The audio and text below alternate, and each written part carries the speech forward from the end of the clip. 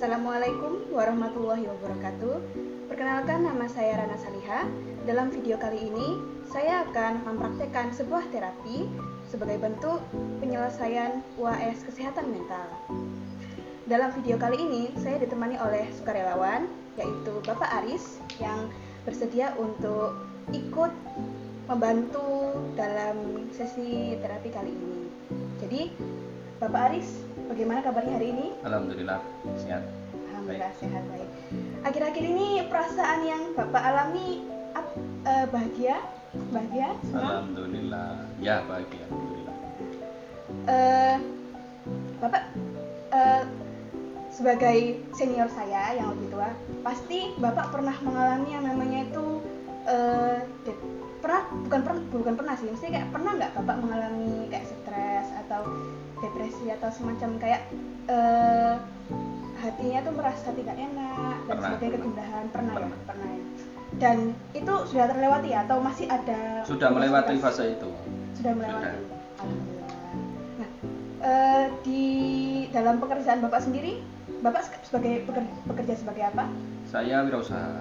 Oh, wirausaha. Berarti kayak berjualan berdagang ya? Nggih, seperti itu. Siap. Nggih. Nah, di dalam bertemu pelanggan itu pernah nggak ada kayak suka duka dalam artian tuh bertemu pelanggan yang memusingkan atau apa gitu? Ya, namanya juga kerja di jasa ya. Ada beberapa pelanggan itu yang unik gitu. Oh, unik, ya itu ya. butuh apa ya? Ekstra sabar. Butuh ekstra sabar. Iya, benar. Iya, ini. Nah, kalau saya dengar kalau dalam berdagang itu juga kan pasti berhubungan dengan membeli bahan dan sebagainya. Kalau misalnya ada barang yang naik atau ada masalah dengan karyawan, pasti ada rasa tertekan juga ya Pak ya, pasti ya? Kalau tertekan enggak, cuma lebih ke apa ya, ke worry sih. Worry. Iya, karena kita kan harga naik, tapi harga bahan naik, tapi itu harga jualannya enggak bisa dinaikkan. Oh iya. Kalau dalam bahasanya Bapak sendiri tuh stres itu kayak gimana sih? Stres itu menurut definisi saya itu adalah suatu keadaan di mana kita itu merasa bahwa dunia itu sempit. Oh, menurut saya gitu. Hatinya kayak sesek gitu ya? Nyesek Ya?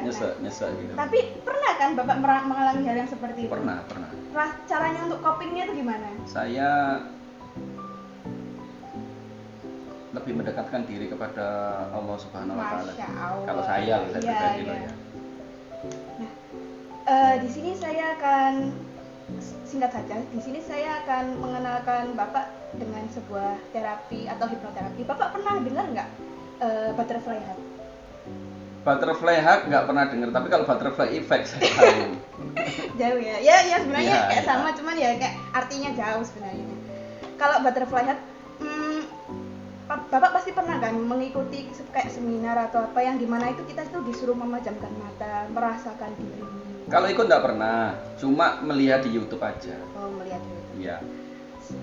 Info singkat, butterfly hug ini itu semacam kayak sebenarnya itu bukan sebuah terapi untuk menghilangkan stres atau apa, tapi lebih tepatnya menenangkan diri, menghindari, mengurangi potensi-potensi atau hal-hal yang bisa menjadi stres. Kalau misalnya dibiarkan hal itu tuh menjadi stres kayak banyak pikiran, overthinking, kecapean dan sebagainya.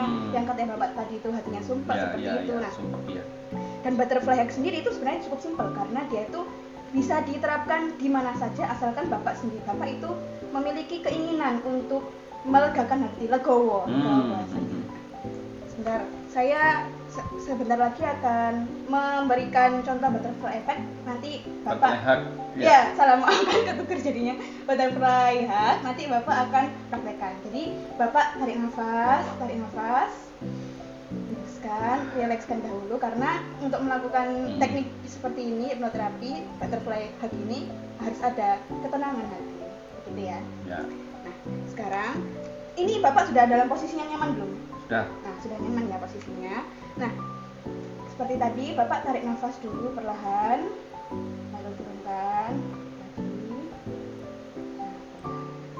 Sekarang Bapak tempatkan tangan seperti ini. Terserah Bapak mau kayak gini, seperti ini, atau yang di dada seperti ini senyamannya. Posisi itu disebut sebagai butterfly hug. Nah, seperti itu posisinya. Jadi kayak Bapak merasakan seperti merangkul diri sendiri, menerima diri sendiri apa adanya. Lalu sambil dipegang itu Bapak tepuk tangan kanan dan kiri perlahan, lalu tarik nafas pakai pernafasan perut. Rasakan sensasinya. Tarik, keluar, kosongkan pikiran. Tenangkan hati sambil ditepuk Pak, sambil ditepuk kanan pelan-pelan, kanan, kiri, rasakan kanan, kiri, sambil tarik nafas, keluarkan. Lalu Bapak kosongkan semua emosi negatif yang ada dalam pikiran Bapak. Lalu bayangkan sebuah memori bahagia. Entah itu Bapak bangga dengan diri sendiri ketika mencapai sesuatu, semisal menikahi istri, atau anak lahir, atau anak mencapai suatu prestasi. Bayangkan emosi-emosi bahagia seperti itu, membanggakan orang tua, membanggakan ibu Bapak. Sambil ditepuk pelan-pelan bisa Pak, pelan. Lalu tarik nafas, pelan. Nah, di sini saya akan mengajari Bapak memberitahu Bapak cara untuk membuat sebuah ruang. Di situ adalah ruang nyaman Bapak.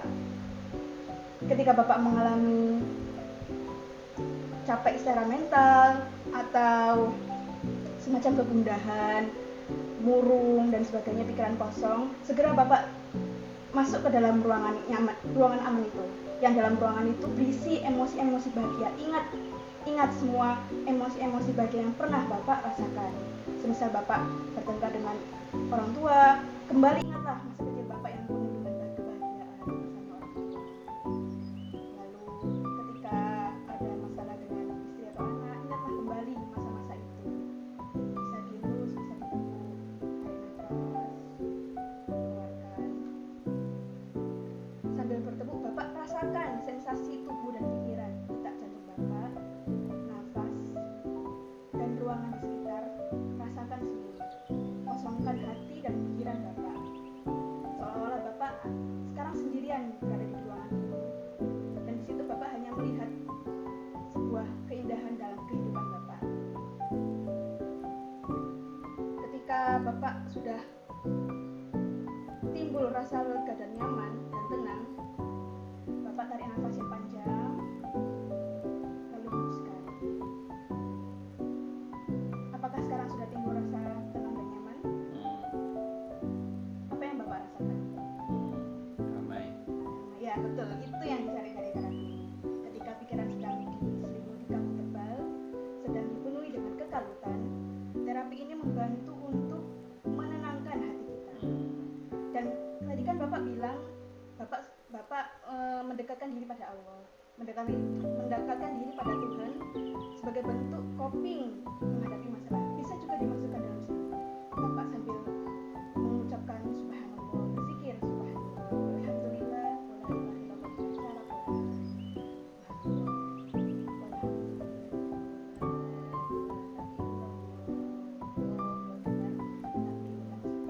terus sampai Bapak mencapai ketenangan yang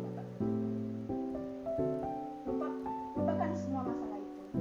Atau kalau perlu sebenarnya tidak usah dilupakan, biarkan masalah itu datang menerpa Bapak, menimpa Bapak. Bapak harus menerima masalah-masalah itu, menerima semua tekanan batin itu, karena dengan menerima kita tahu rasa sakitnya, tapi kita juga bisa mencegah, bisa merasakan bagaimana rasa sakit itu dan belajar menerima.